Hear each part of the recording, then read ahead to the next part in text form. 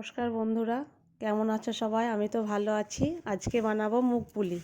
তার জন্য আমি মেপে নিচ্ছি 1.5 কাপ ডাল, কলাই ডাল, আর 4টে রাঙা আলু,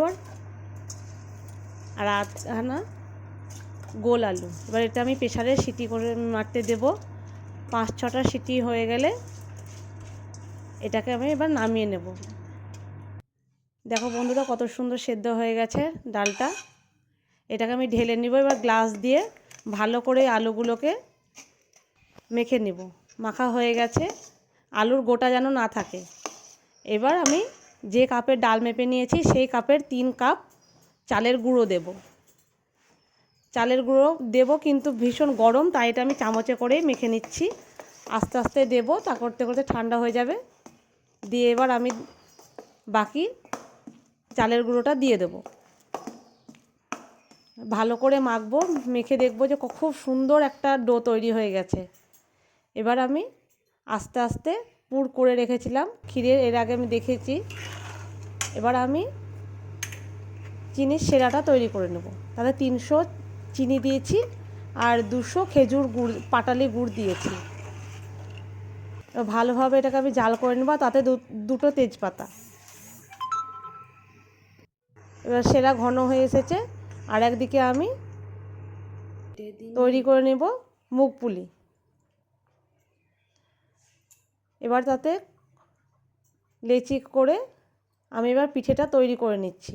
পুর ভরলাম, ভরে পিঠে তৈরি করে নিচ্ছি। আস্তে আস্তে পিঠে তৈরি করে নিব। আর একদিকে আমি কড়াইয়ে তেল গরম করতে দিয়েছি। কড়াইয়ের তেলটা ভীষণ গরম হওয়া চাই, তা না হলে কিন্তু পিঠে ভেঙে যাবে। একসঙ্গে বেশি পিঠে দেবে না, প্রথমে 2 বা 4টে দেবে এবং তারপরে গ্যাসটা একটু সামান্য কমিয়ে দিয়ে আস্তে আস্তে হালকা আঁচে ভাজতে হবে। দেখো বন্ধুরা, আস্তে আস্তে কীরকম লাল হয়ে উঠছে, এবং সেটা ধৈর্য ধরে সময় করে ভাজতে হবে। তাড়াহুড়ো করলে চলবে না, তাহলে পরে ভেতরে কাঁচা থাকবে আর ওপরটা লাল হয়ে পুড়ে যাবে। এবার এটাকে আমি তুলে রাখবো।